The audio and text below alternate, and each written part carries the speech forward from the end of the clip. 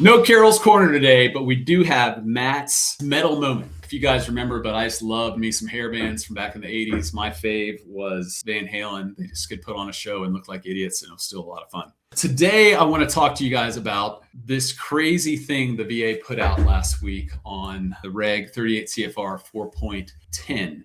So this reg says, to ensure the disability evaluations are based on the actual level of functional impairment under the ordinary conditions of daily life, the medical examiner will not estimate or discount improvements to the disability due to the effects of medication or treatment, whether or not medication or treatment is included within a specific rating criteria. If medication or treatment lowers the level of disability, the rating will be based on that lower disability level. I'm sure some of y'all read it, and I'm sure some of y'all were the ones that went to the secretary, went on social media and said, no, we don't want this. This is ridiculous. This is going to lower our disability ratings. Take this back. Kudos to you guys, because the secretary through Twitter suspended this rule and asked for further comment. I thought this was interesting. He said, to alleviate concerns regarding the rule, it will not be enforced at this time. While the VA does not agree with the way this rule has been characterized, the department always takes veterans' concerns seriously. So this kind of goes to,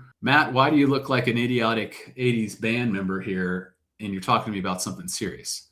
Because that's kind of how I feel about what the secretary did here. They said, oh, no, we don't want to hurt veterans. We don't want to take away their benefits. That's not what this rule is intended for. You guys are overreacting. I'm going to let you guys be the judge for yourself. If you read this document, the document's super long, you will see that the truth is hidden in there. And I'm just going to read to you what stood out to me. They put in there the total economic impact is estimated to be a savings of 1.9 billion in 2026 alone, 12.1 over 5 years, and $23.2 billion over 10 years. Transfer saving associated with CMP benefits are estimated to be $21.7 billion over that time. So this tells me the VA is clearly aware of the adverse consequences here.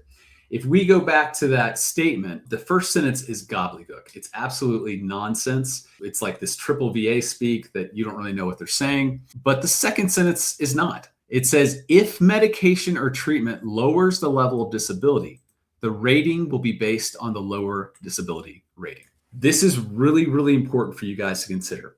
This rule that was propagated without public comment is still out there. The secretary didn't say that he is deleting or getting rid of this rule. He just said, oh, we'll just take some public comment on this. This frightens me a lot.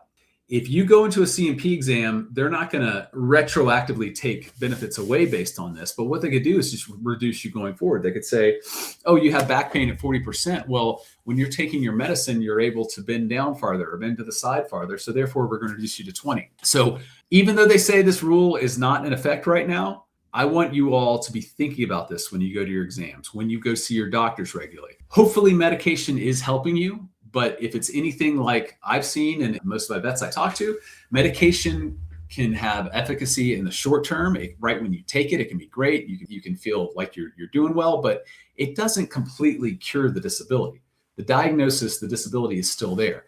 So you need to speak to what you're still feeling. The day you take the medicine, I don't really care about that as much as how has your life changed for the better due to it. I take this regulation very seriously. And I think you need to as well, because this to me is a shot over the bow on how the VA is going to try to save money that you deserve based on a rule that they didn't even ask for public comment or medical comments on this. So please be careful of this. I know he said he took it back, but if you have something written in the Federal Register, which is an official document, and then you have somebody tweeting about, oh, I'm not going to do it. Federal Register is the legal document. The tweet is just a PR document. So let's not rest on our laurels here. Let's make sure that we're continuing to be both diligent on this, but also making sure that we're letting the VA know we're not happy about what they did. That right there, folks, was Matt's metal moment.